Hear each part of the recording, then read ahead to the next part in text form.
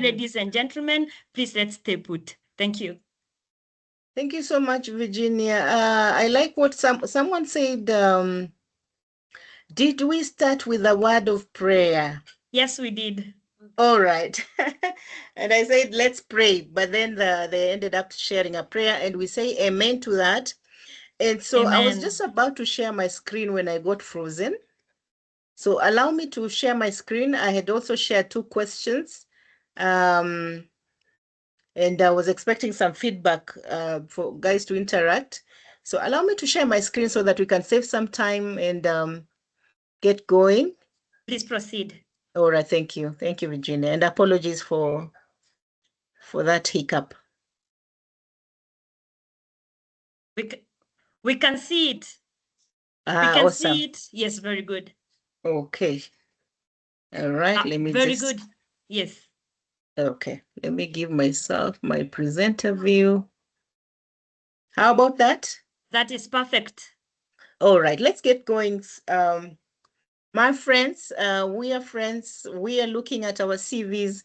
We are also being tested on how technology can test us and how we can still stay calm and trust that we are still victors.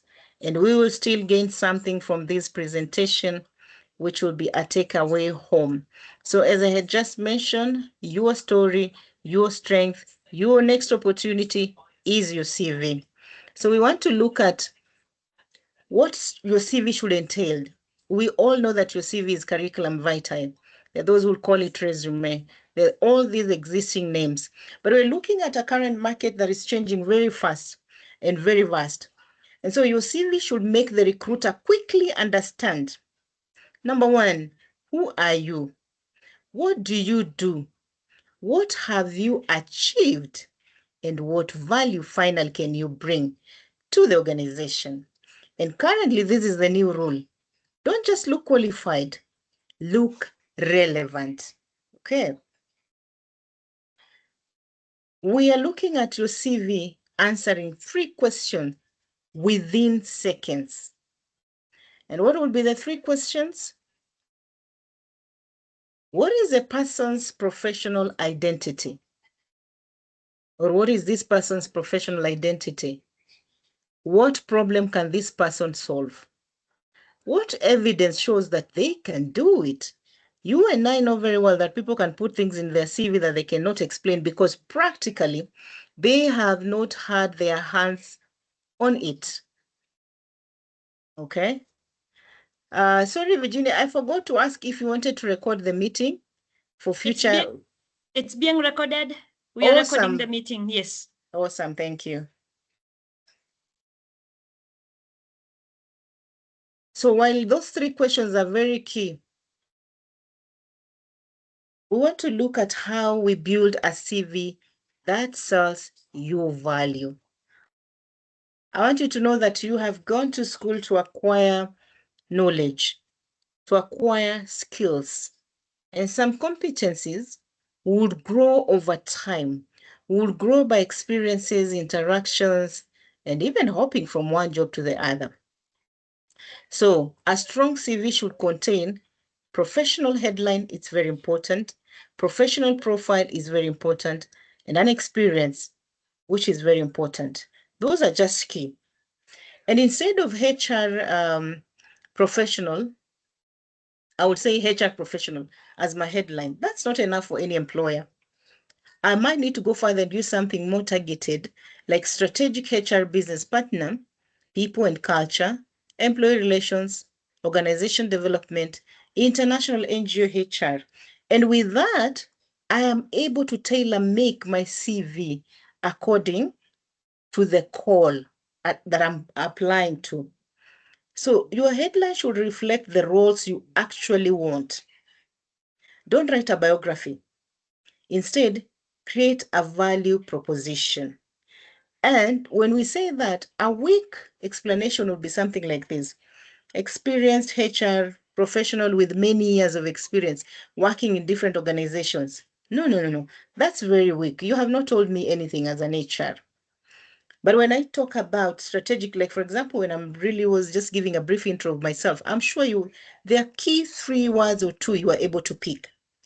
a strategic HR professional with 15 years plus of experience, partnering with international organizations across Africa with experience in people and culture and employee relations.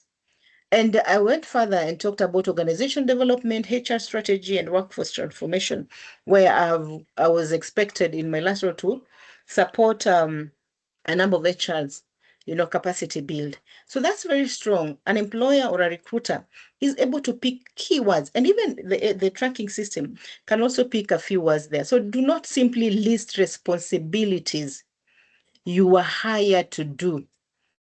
Achievement tell what you actually delivered. So instead of responsible for employee relations, you may want to write something like managed employee relations across multiple countries or across project regions, advising leaders on complex employee matters, performance management, and HR compliance. Even better when I am able to quantify. Supported people and culture operations across 11 Africa countries, strengthening HR system policies and employee relations practices. That way, you have quantified and the achievement will speak for themselves. I trust that we are all together. Then we're talking about quantifying your impact. For example, it will be weak to say supported recruitment. That is for the HR role. But it will be stronger to say manage recruitment processes across multiple program locations, partnering with hiring managers to strengthen candidate quality and reduce time to fill the roles, to have the project running with the right expertise. So if you have the numbers as well, you will use them. And currently we're saying LinkedIn's current career guidance also emphasizes highlighting relevant current skills and demonstrating impact rather than simply listing experiences. Experiences are good, but we're not just expected to list experiences.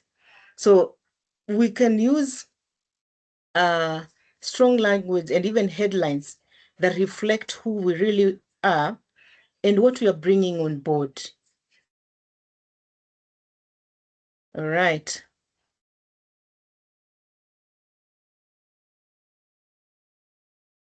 We are looking at, sorry, 7.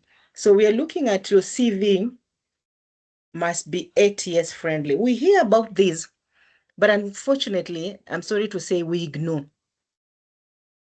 When you talk about ATS, it's a tracking system that is used by most of employers. Many organizations use it's called applicant tracking systems, ATS, to organize and screen applications. Remember, you will receive like 1,000 applications. So how do you reduce to a reasonable number so that you have a pool of candidates? You can simply match their skills with the requirements. And so we are talking about the no-go zones, things to avoid. And that is what the X is showing. Excessive graphics in your CVs are not necessary.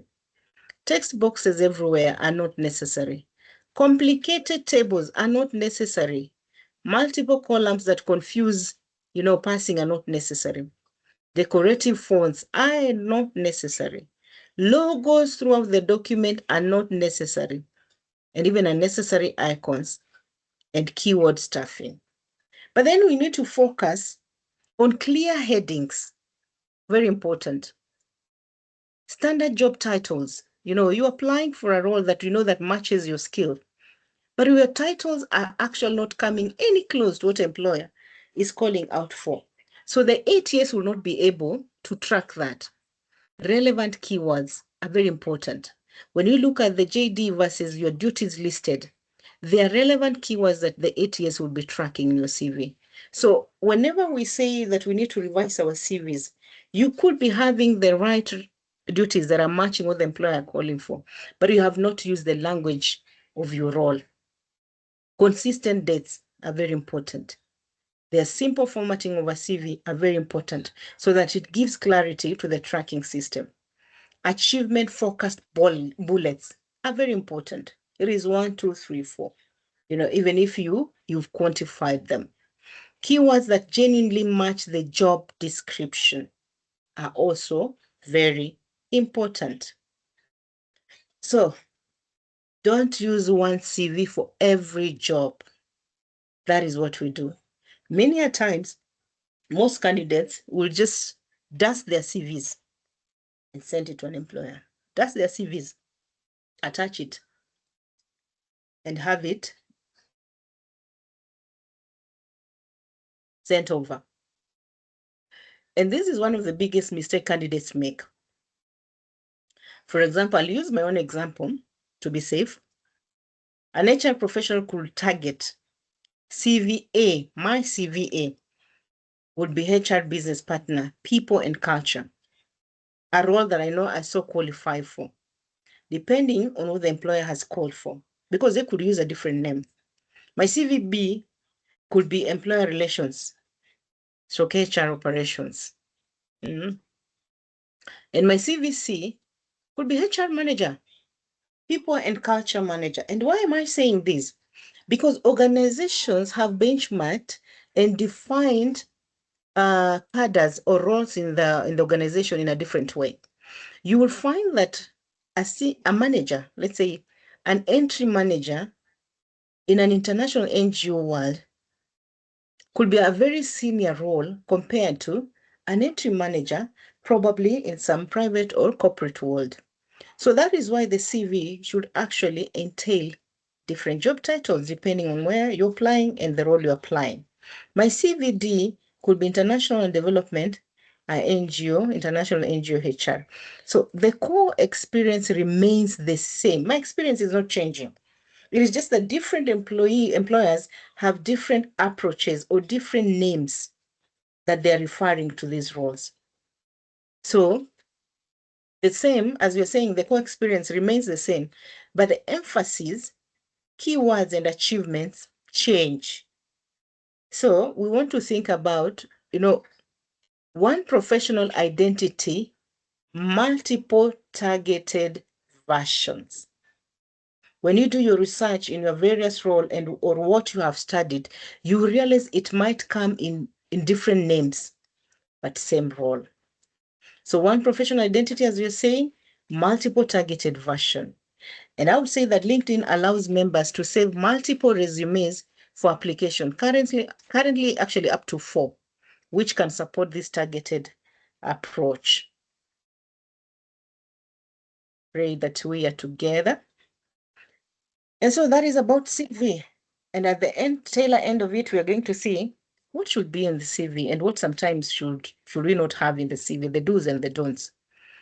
But now let's see us briefly about the cover letter.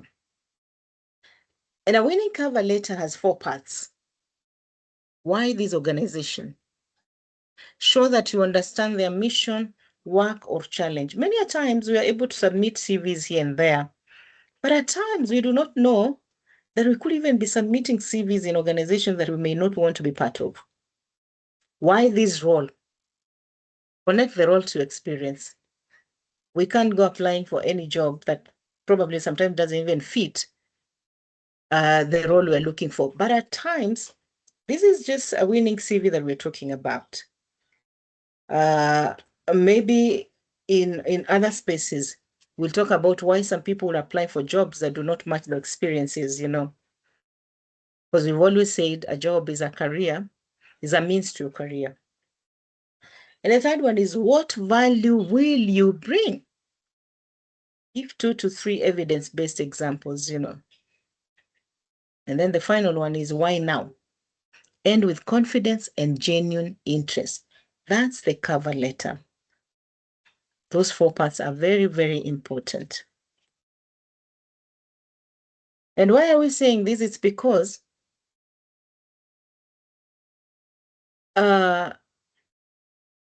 you're saying I have done, your cover letter should say, here is why what I have done matters to you.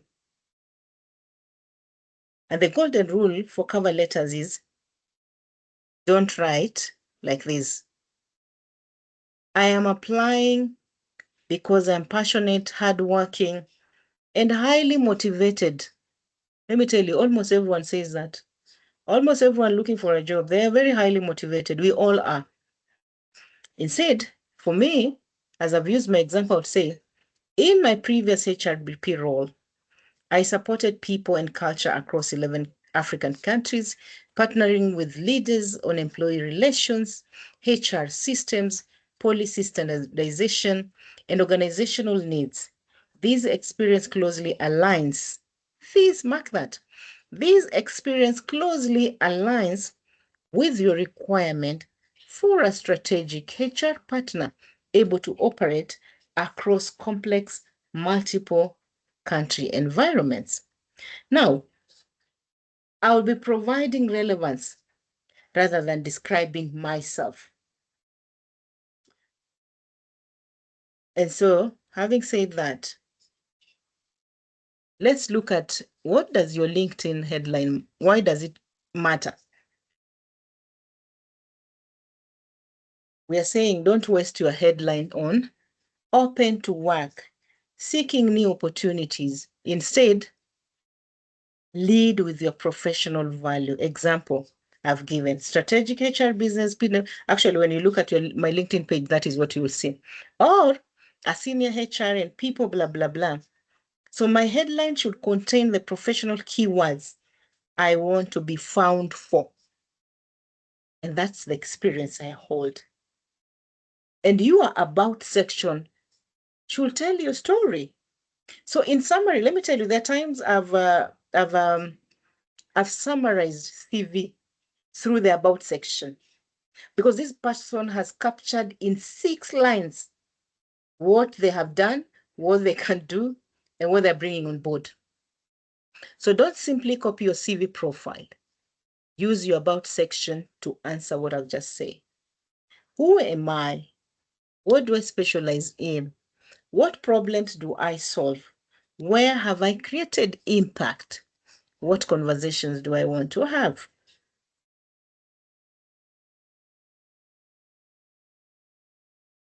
Appear together.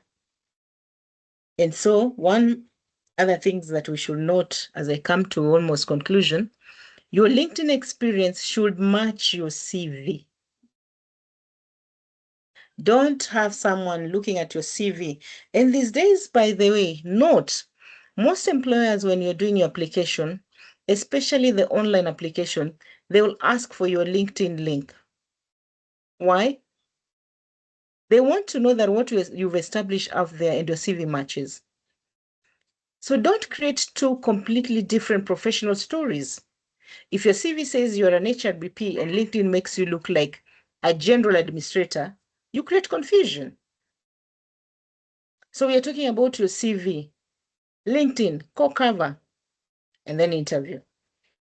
These should tell the same professional story. LinkedIn, I would say, also advises maintaining a rich, accurate, and complete profile, and specifically warns against manipulating experience or stuffing repetitive keywords. And let's talk about what the people love most, the photo. Your profile photo and banner matter. Your profile should look professional, current, and authentic. Let's not have these photos that year in, year out. I think normally I do my photo change annually. Just walk to a studio and get a professional photo, and have that photo represent you, the authentic you and the current you, so that people are not seeing the very young person. Then the next thing, when they're inviting for an interview, they actually realize this person with beard and and you're just 2 completely persons. So profile photo should be clear, professional, good lighting, recent, and approachable. And for the banner, don't leave the banner empty. Use it to communicate your professional brand. For example, I have a consultancy called Sophia HR Insights, and it's simply people, strategy, and growth. That's what you'll see. So LinkedIn says that a cover image can strengthen your professional story and help you stand out to recruiters, employers, and even prospective clients. And one of the things I want to make clear is that sometimes We do our CVs and all these publication of ourselves only for employment. I want to urge each one of us that sometimes we may go beyond making our CV better and making our profiles better, not just for employers, but for any other opportunities that will impact and will help us impact our lives and our society in different ways. And so I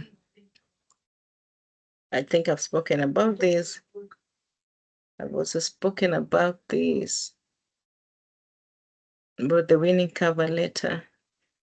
Sorry, those ones.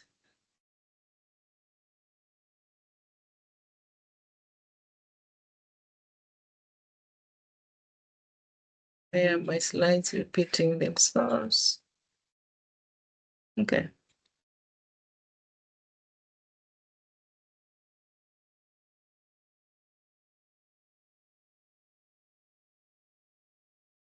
Just allow me to get to my last slide.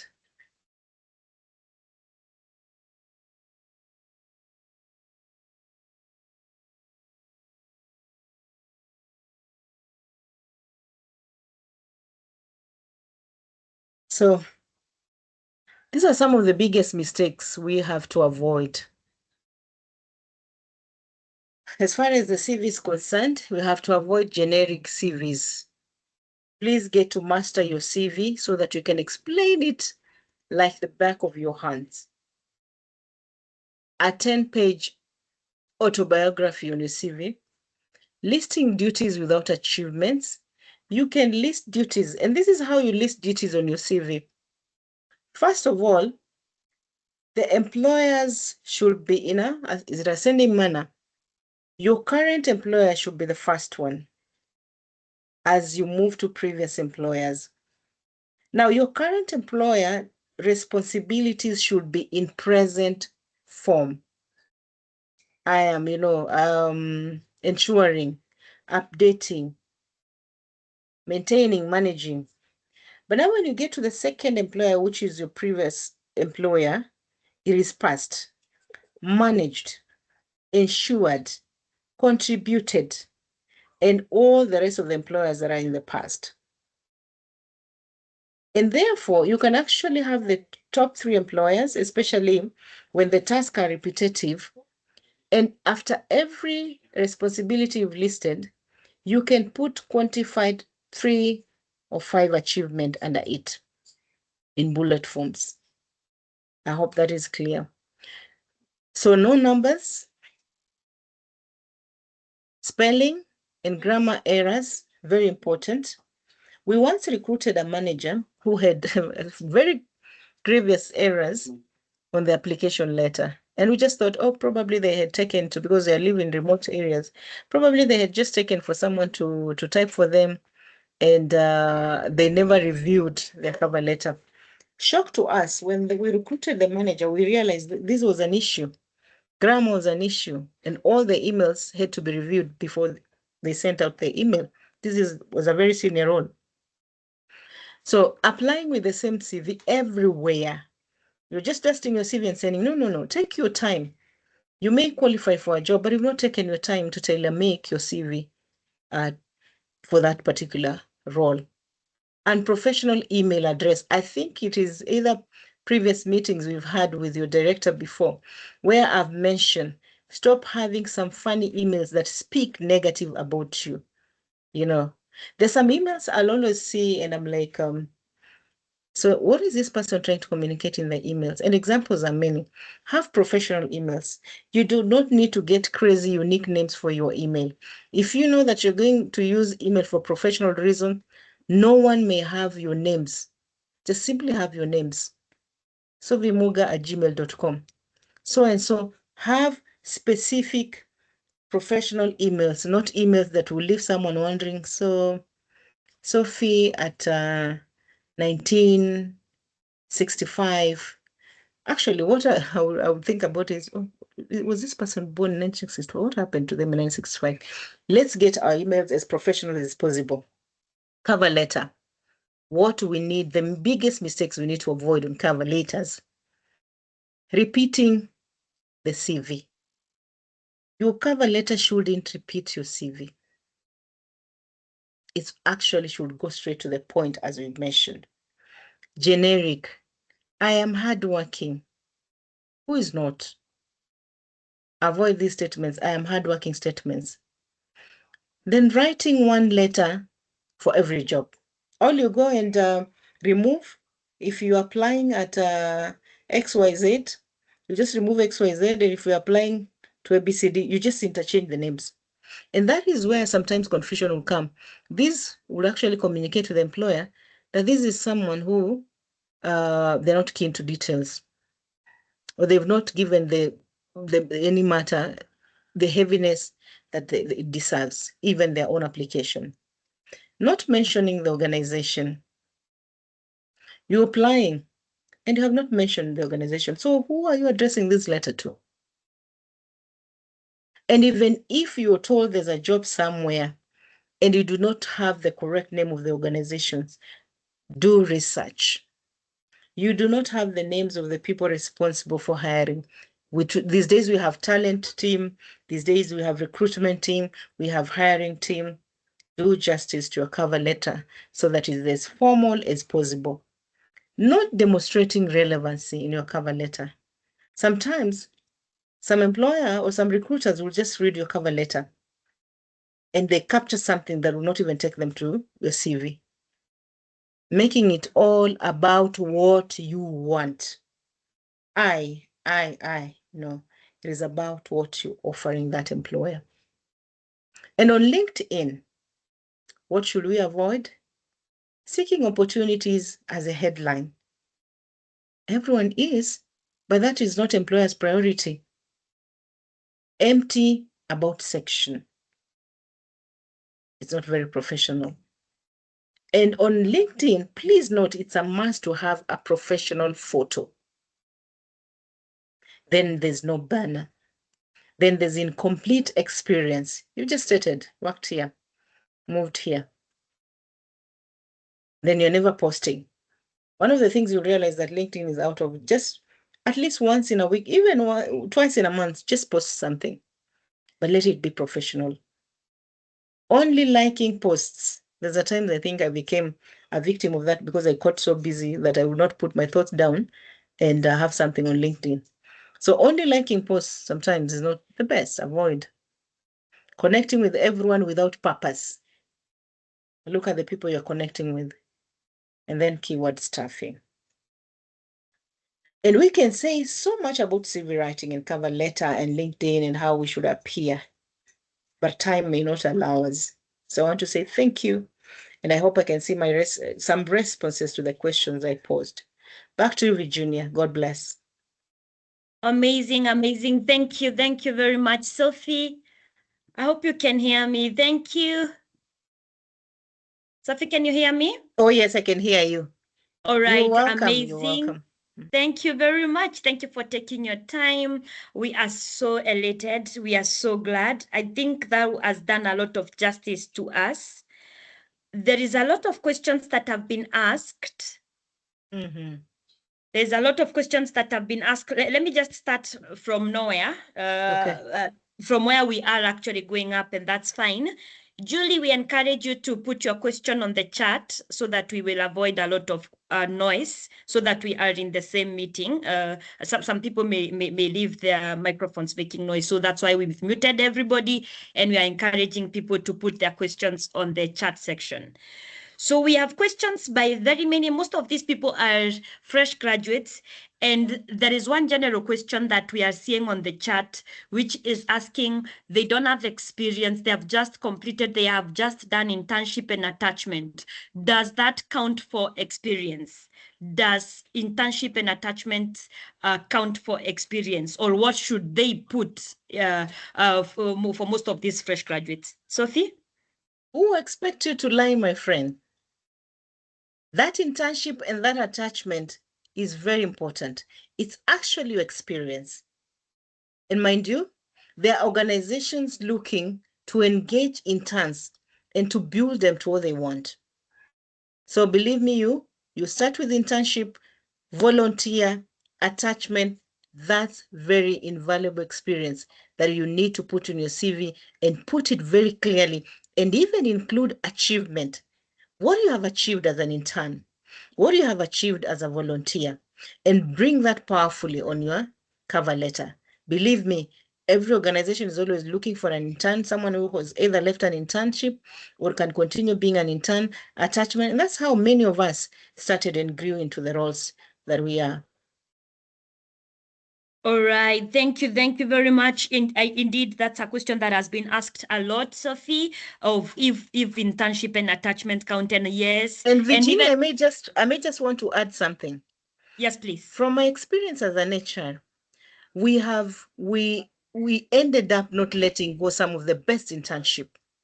An internship and attachment are opportunity to prove yourself.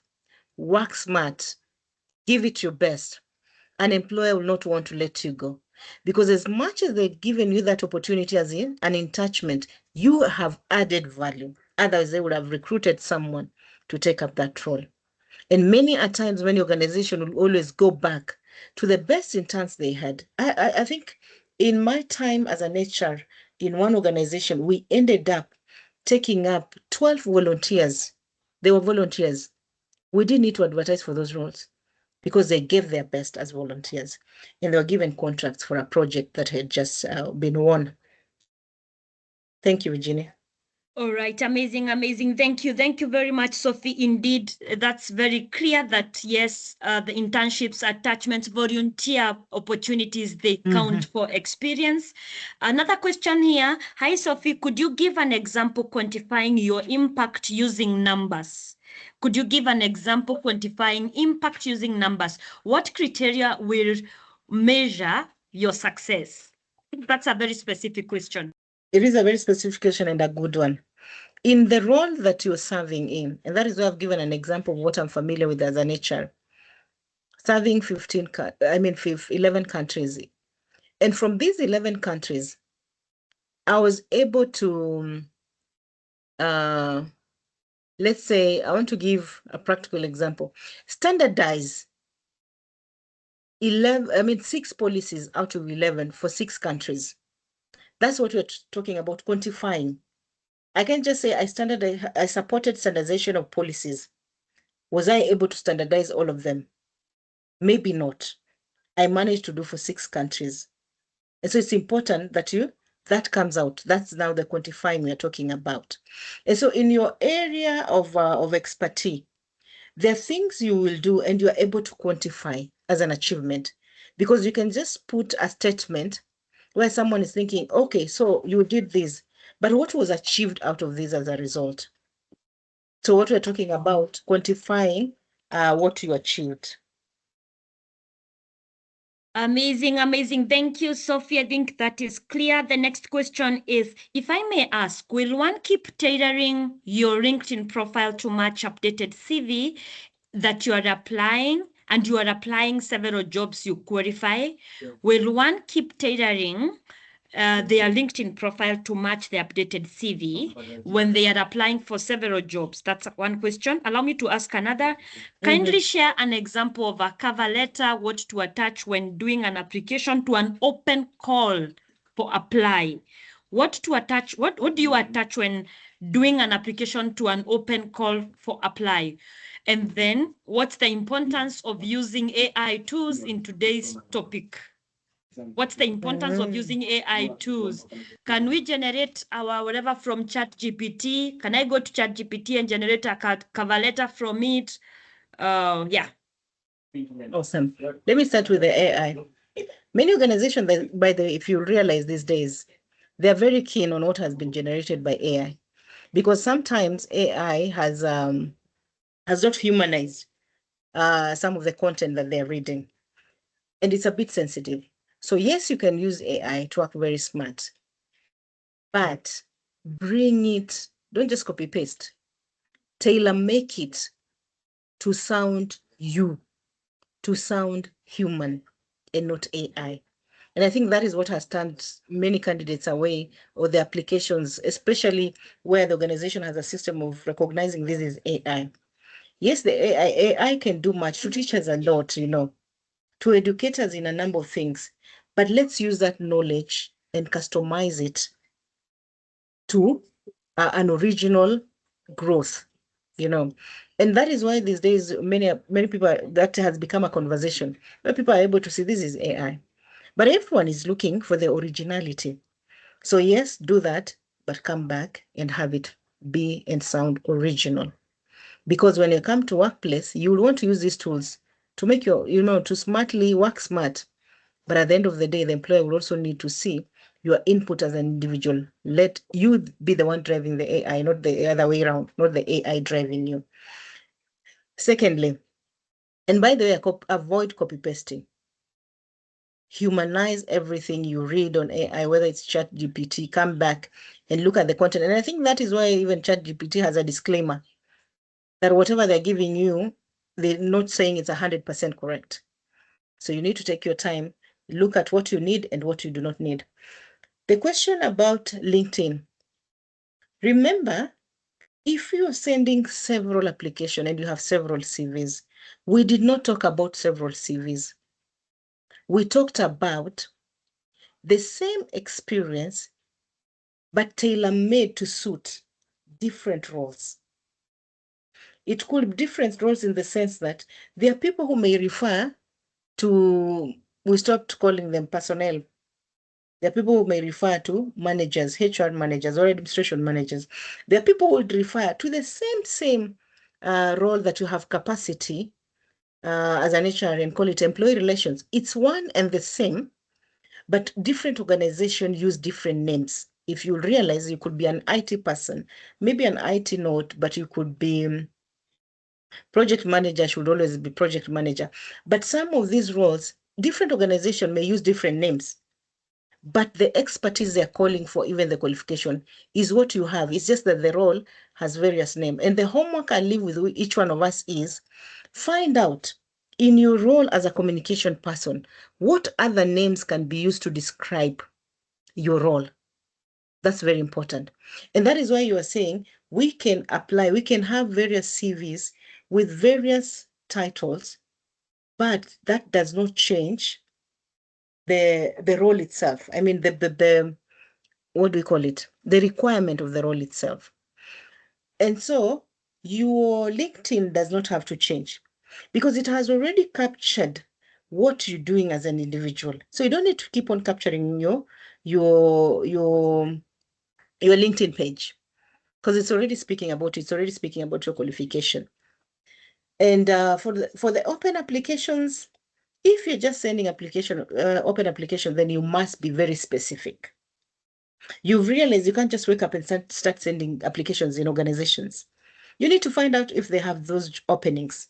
Unless it's just an organization that's saying, we are welcoming applications. For what?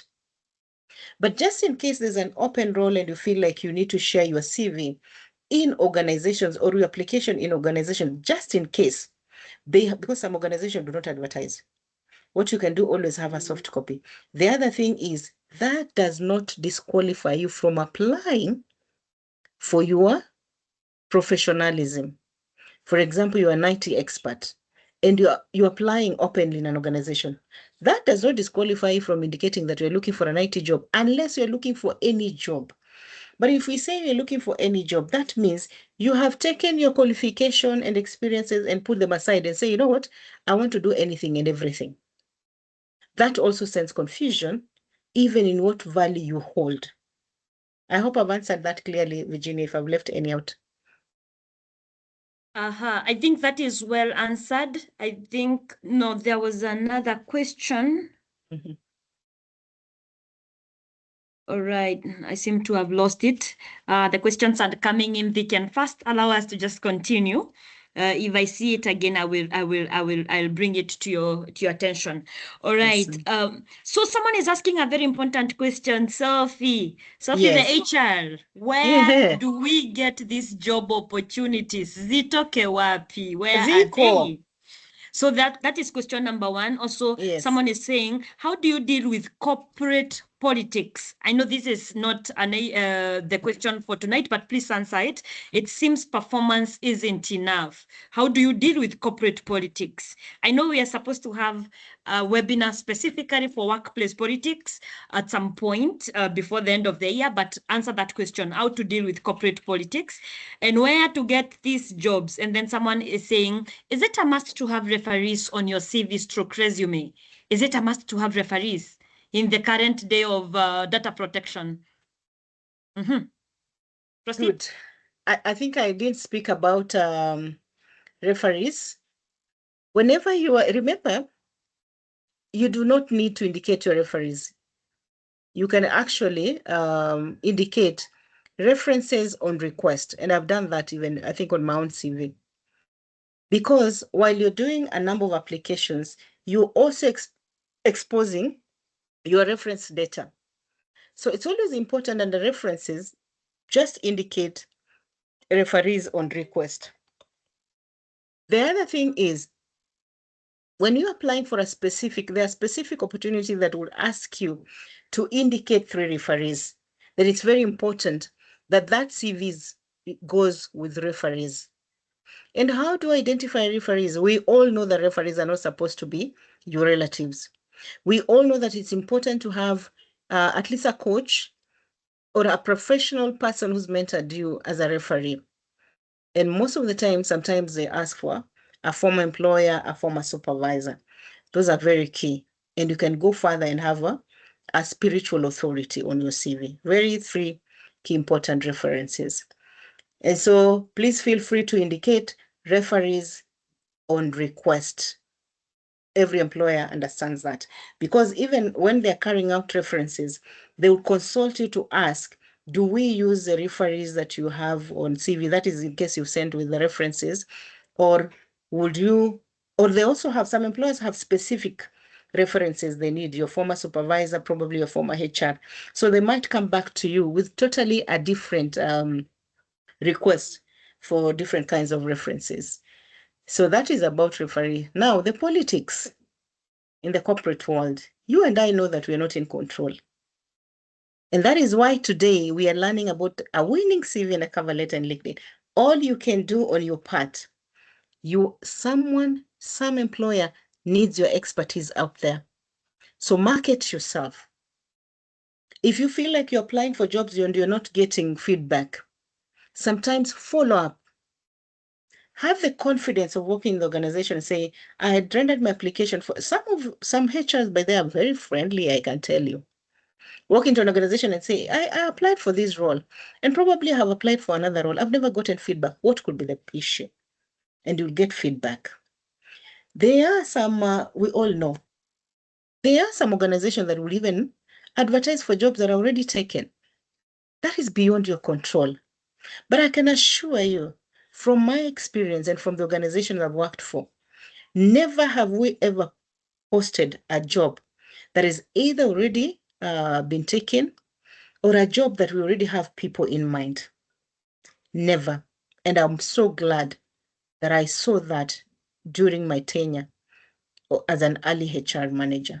So I can assure you that it's not every organization that have this politics going on, but we can't also disqualify that there are also organizations that have all this going on. But me and you do not have the capacity to say that, you know what, since this is what organizations are doing, I never apply for jobs. No. We still have genuine organization out here and genuinely looking for people. So never give up on applying simply because we have organizations, or we have experienced organizations that are exercising corruption. Amazing. I think we are proceeding on well. The questions are coming in thick and fast, so we will take as many as possible. Sophie, yes, I think this question you've answered. Someone was asking, should you disclose your post? No. Someone was asking what? All right, that one has disappeared again. Okay, but I mean, it was just about the data protection and stuff like that. So another question is, should you disclose your postgraduate qualification when applying for a position that requires only an undergraduate degree?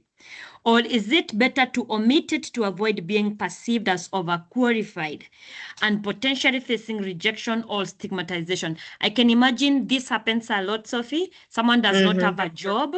Someone that, and I believe this will apply to a lot of people. Someone does not have a job, or and the qualification they have is higher than what is being called for. How do you handle that? To tell you the truth, Virginia, it's 50-50. And I think I've been, let me say a beneficiary. I don't want to say a victim. I have been a beneficiary. Is that the right word? When you're told you are a flight risk. I was actually just given feedback and told after all final stages of an interview, I was given feedback and told you're a flight risk. And believe me, I'm looking for a job. So how do you tell me I'm a flight risk? So there are organizations that have their fears. And believe me, when they have those fears, you will even be frustrated probably when you get into that organization. So when you're rejected because you're overqualified, please don't beat yourself up. The right job will come. And so don't despair. The other thing is, I have really wondered whether you can see a job, you're probably desperately looking for a job, and you're a PhD holder or a master's holder, and they're just asking for a degree holder. And you're applying this job with a rejection feeling in mind. And I think that is why we are talking about, can you tailor make your CV? In the sense that you may want, for that particular role, you may want to leave your master's degrees out and have, because probably the degree qualifications is what they've put as an added advantage. But this is what that tells you, that you are overqualified for that role, which is very true. So when you're applying for that role, it will be important for you to explain in your cover letter a brief explanation of your qualifications and why you are interested in that role and the difference you're going to bring on board. Why am I saying this? As an HR manager, I once recruited someone who was a doctor, a PhD holder, who had been out in the market for about 6 years. And what they did after applying, they applied for a role for a project officer. And when they applied, they actually followed up and requested for an appointment, which my prayer is, sometimes when you're requesting for this appointment, please pray, because it's not everyone probably recruiting, they will think you want to converse or something. But I accepted that appointment. So when they came, they explained, and let me tell you, they are candidates that we needed on board for that project. And they came and they explained why they actually opted to apply for a lower position with such a high-ranking qualifications. They explained their situation we had, and they left their CV. Now, that humility really touched our heart, because what they did not know is that that project had actually started with the mid-levels positions before we could recruit for the project manager of that role. So instead of having this guy interviewed for project officer, he was later interviewed for a project manager and for an M&E advisor. And he ended up having strength in M&E advisor than the project manager. He ran the project for 4 years, and that gave him a platform actually to move to another international NGO when the project was closing. So sometimes let's use these open doors. You've sent your CV and you feel like this is an organization I know very well. I can walk in and book an appointment. If so, just explain myself. If not possible, let your cover letter express that very well. Because sometimes we can't hide our qualifications forever. We have earned it. We have worked for it. We want value for it. But that does not call for desperation. Virginia, hopefully I've answered that. Yes, that is well answered. That is well answered. That is very well answered, and I like how you finished it well. We cannot hide our qualifications all the time. Yes. Oh, yes. Yeah. If the world does not appreciate it. Yeah. God will open a door so that we can be the employers. Believe me, sometimes I usually say when employment is becoming very hard, probably God is calling you to be an employer, but we need a platform to start from somewhere. All right, thank you very much, Sophie. Let's run through several others. All right, someone says, I joined very late. Yes, we will share the recording, guys. Tomorrow we will share the recording. We will also share the PowerPoint slides from Madam Wesonga if she is happy to allow us to see them. But from the look of things, she is happy to have her Her slides. Not a problem. I just twisted her, guys, for us. Yes, I realized. Thank you very much, Sophie. Thank you very much. So yes, we will share that before 10 a.m. tomorrow, and we will upload the recording on our MKU Alumni Association YouTube channel. It's very new, but we are putting all our recordings there so that anyone can always come back and watch them over and over again as many times as they want. So by 10 a.m., check those out. You should be able to see that. A question here. Good evening. If you have done a degree in procurement and have previous experience in procurement and currently in marketing, when looking for a job in procurement, should I use the procurement experience first, then marketing second? Also, with a degree and a professional certificate, which should come first when writing the education and professional development part? Then someone says, please hold that question. You got it? Yes. All right. Then the next question is someone says, did you say spiritual authority? Then another question is, I have joined late, but how can I get the missing information? We will share. Those who've joined late, we will share the recording. Then someone says, does a recommendation letter matter in application for a job? Does a recommendation letter matter when applying for a job? Please answer those three. Awesome. I'm looking at Oh, sorry, Safi. There was a question. I don't think we answered it, and it has been asked again. Where do we get these job vacancies? Ziko wapi kazi, Sophie? Why do we get where that is, eh? Yes. Where? Someone is asking where. Yes, where? Okay.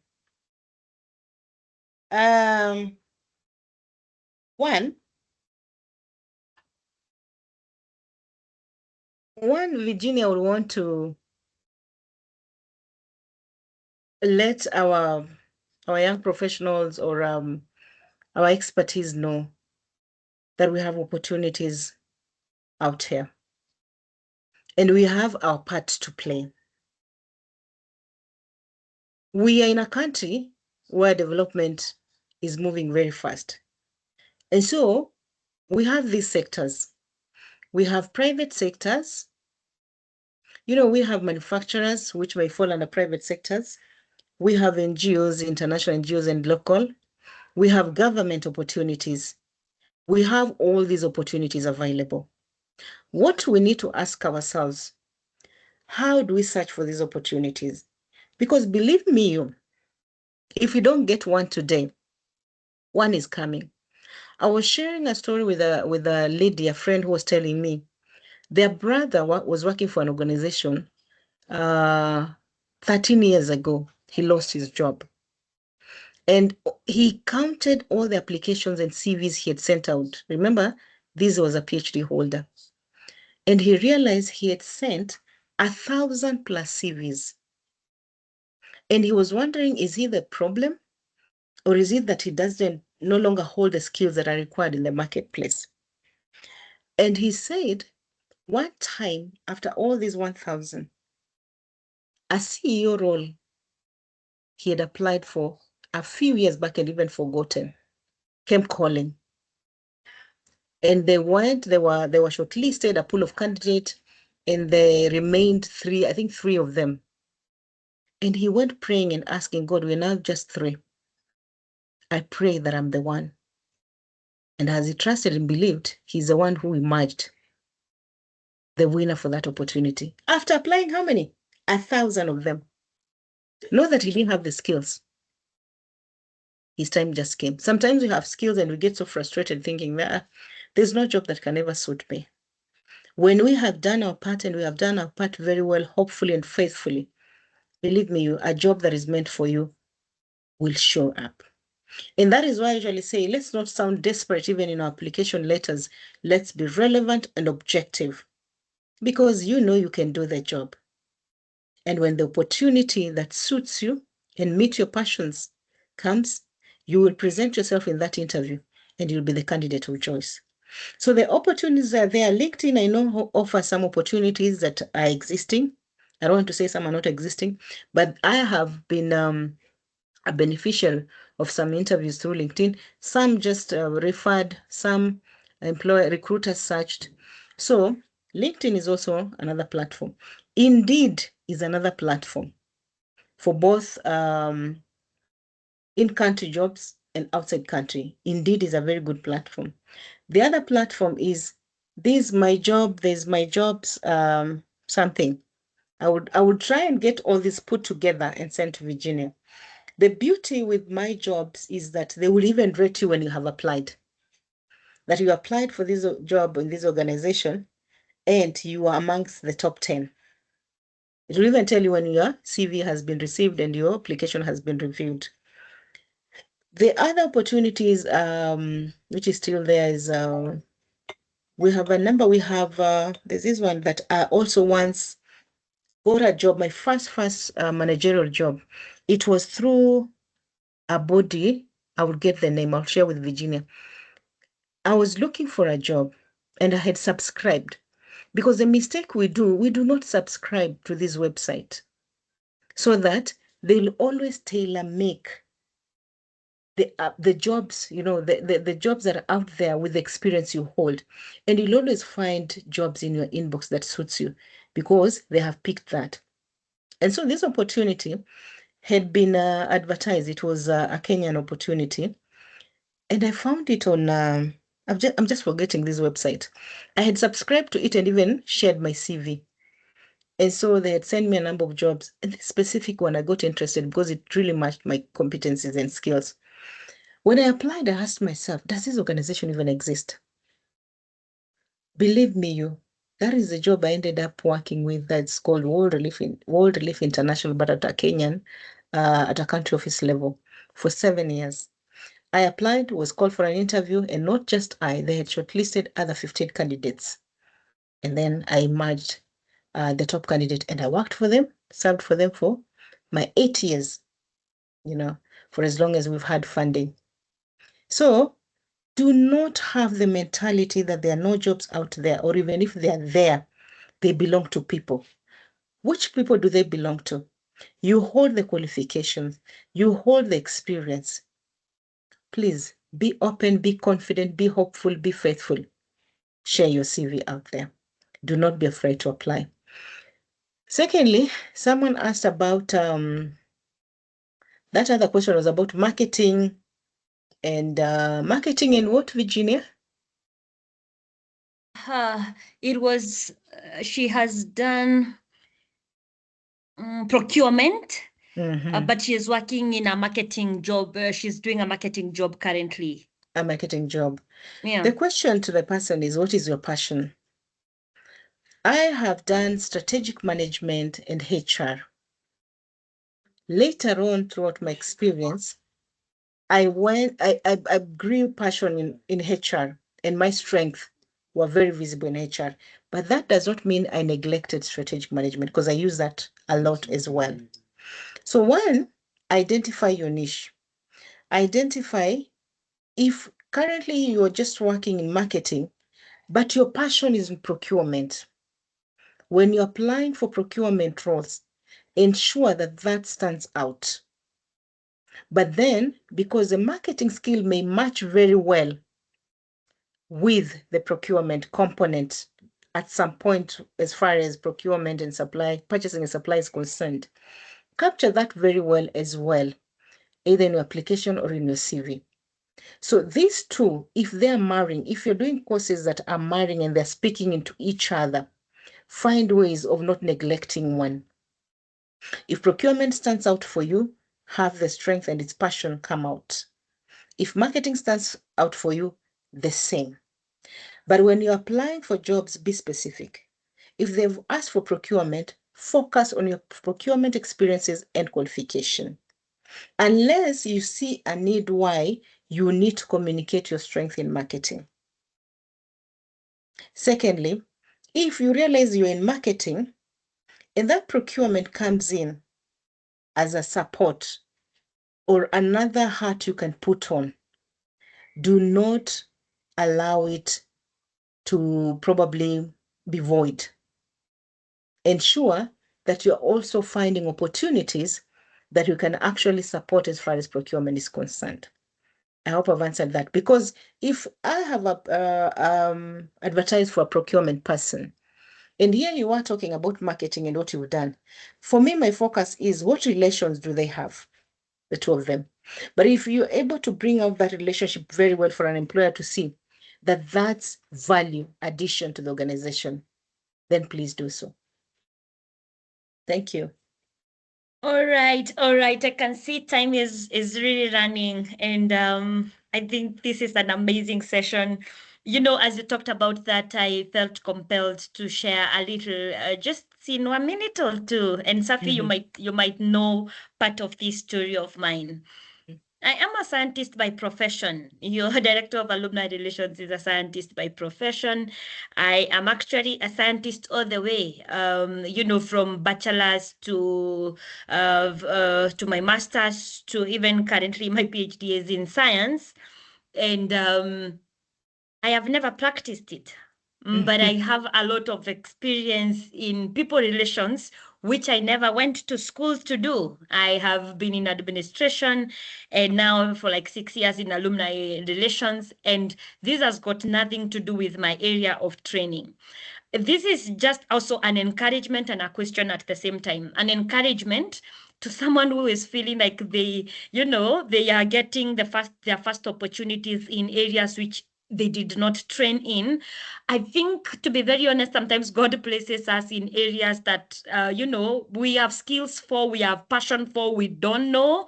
I have a passion for people. I did never know that I could build a career out of just loving people. But at the same time, I think, Sophie, in line with the question that that alumnus is asking is, whenever I found science-related opportunities, they always, shake me. I feel like, I have the education, but do I have the experience? It's been a minute over there. But whenever I get, these administrative opportunities, it's always easier for me to bring my science and say, I will be analytical, I will be, all those things because I have the science. But the vice versa is not necessarily true. The vice versa is not necessarily true. So it's an encouragement to someone who may just get their first opportunity that is not necessarily in their area of training. Please pick it. Pick it. Don't stay at home. Just pick that opportunity. You never know where it leads you, where it lands you. Sophie, maybe you can comment from my experience. It might end up being your passion. Yeah. But what we are not telling the professionals, the graduates, that you throw away the course you're doing. I hope you've understood where Virginia is coming from clearly. Because at the end of the day, as she's saying, the vice versa could also have an impact. You may have a passion, or you might grow a passion into a career that has come your way. And as you said, a job is always a means to a career. So sometimes what you start with is not necessarily what you even went to school to do. But this is what I encourage people. How are you building your career to ensure that if what you went to school to do is your passion, that they're going to marry at some point? So you also need to align that very well and see how they marry into each other. Amazing. Thank you very much. I can see it's already 9. Thank you very much. All the questions are many. Please allow me to ask Sophie, because she's also a consultant in these matters, to please, Sophie, put down your number and your email address, how these people can reach out to you, because we start early, we are not able to stretch so much. And because, again, we have this session tomorrow and on Wednesday and on Thursday, we will want to observe time so that people don't, they don't fail to come and say, you guys are extending, we came on time, you're not keeping time. So we are trying to keep time. Madam Sophie, with all her experience, send her your CV. I'm so sure she will charge you a very reasonable amount. Sophie, please charge my people a reasonable amount. Oh, yes. You know, to assist them. She's a consultant in her own right, and she does an amazing job.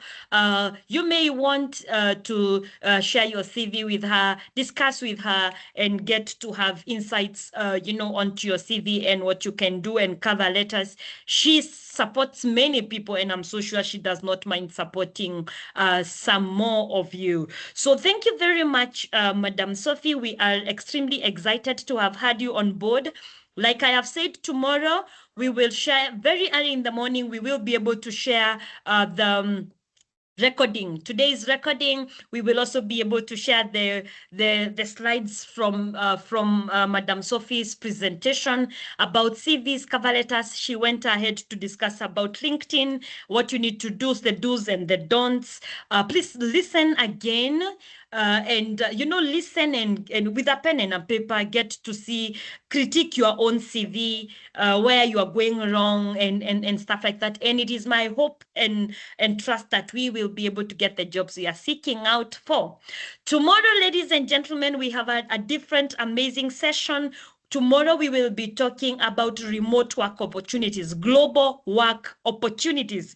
I like the many people who are asking, easy jobs ziko wapi? Oh, They yeah. are not just in I should have Kenya. actually mentioned that as well. Yes. Yes. So tomorrow we are having another amazing speaker. She's called Lorraine. May I ask Zacchaeus to please put the poster for tomorrow on the screen? Please put the poster on the screen, Zacchaeus.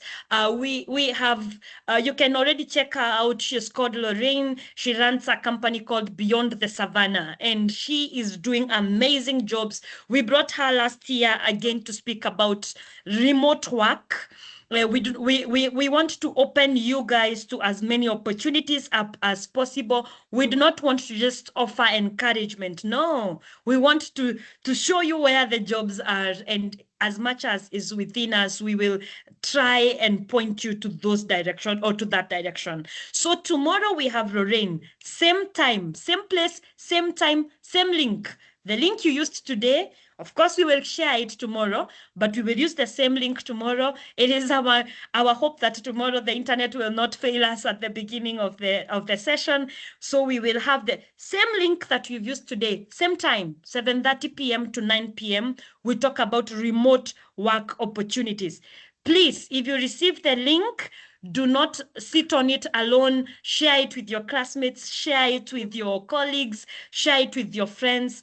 Come, let us be able to learn together. Let's get to see these opportunities, and it shall be extremely amazing. We are looking forward to, on Wednesday, talk about interview readiness. Interview readiness. We've talked about CV. We have shown you where the opportunities are tomorrow, global opportunities. How do you prepare for interviews? You know, how do you prepare yourself for interview? You have done the CV, you've been shortlisted by Sophie and the sisters and the brothers in the HR space. They have invited you for interview. Ufanyeje jameni? What do you do next? And those who listened to us before, we had the Deputy Vice Chancellor, Professor Peter Kirira, who has been the chairman of the interview committee in Mount Kenya for over the last 5 years. He brings a wealth of experience in interviews, preparation and readiness. We will be having him on Thursday. And last but not least, on Thursday, we will end it. That is on Wednesday. On Thursday, we will end it in style. On Thursday, we will be talking about workplace conduct. Workplace conduct. Hey, you've gotten the job. I like the person who asked the question about workplace politics. How do you conduct yourself? How do you ensure you don't lose your job week one? Madam Sophie has talked about that person who got a job and their grammar was out. You know, how do you keep yourself, you know, abreast? How, if you are a scientist like me and then you get yourself in a non-scientist space, how do you handle it? How do you upgrade yourself? All right, because I cannot now continue saying, oh, this was not my area of training. No, there's something you have to do. workplace conduct. As a first timer, how do you go about that? So ladies and gentlemen, that is what is in store for you tomorrow. I'm excited to have you on board early, in good time. Come, with your virtual chai, kikombe moto, chamaji moto, let's crack this together. Tomorrow it will be. So allow me to ask Irene. I saw Irene Nyaga. Irene Nyaga, I saw you. I can see you, ma'am. I have given you the mic. Please say hi to us and pray for us as we bring this session to a close. Irene? Irene Nyaga?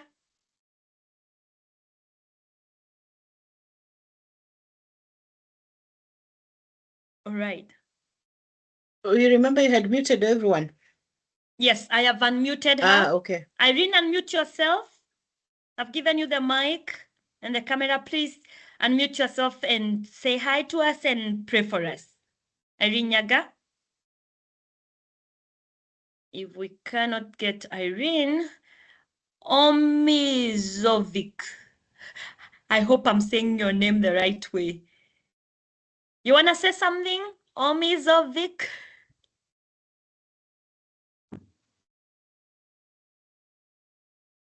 Yes, please, you can talk to us and you pray for us. Maybe I pray for you. Good evening.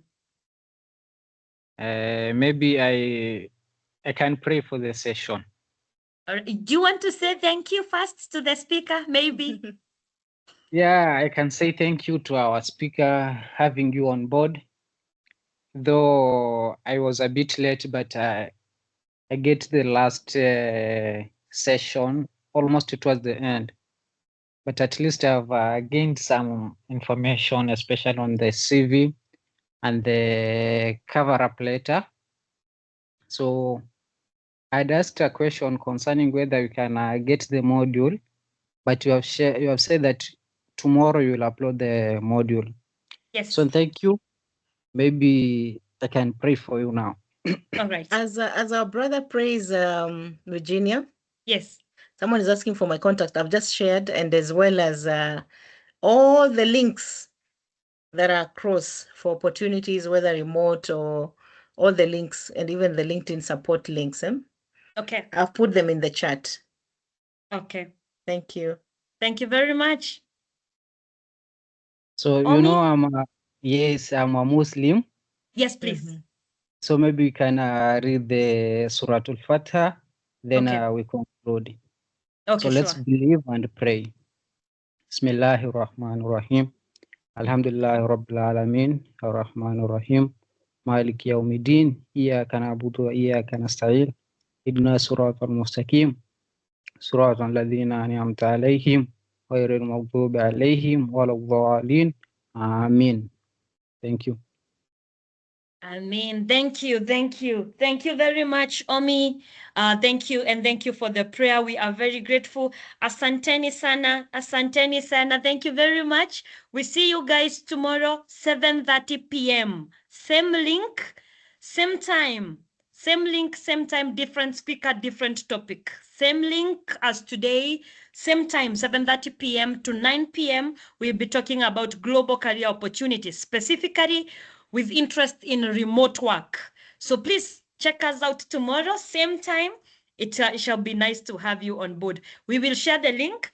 Follow us on all our social media spaces, MKU Alumni Association on LinkedIn, on X, on Instagram, on Facebook, on YouTube. We will put the recording on YouTube, MKU Alumni Association. Check us out, follow us, and get all the material we will be sharing. Asanteni sana. Mungu awabariki. See you guys tomorrow. Thank you so much, Virginia. And thank you so much all. God bless. God bless you too. Thank you. Bye. Bye-bye.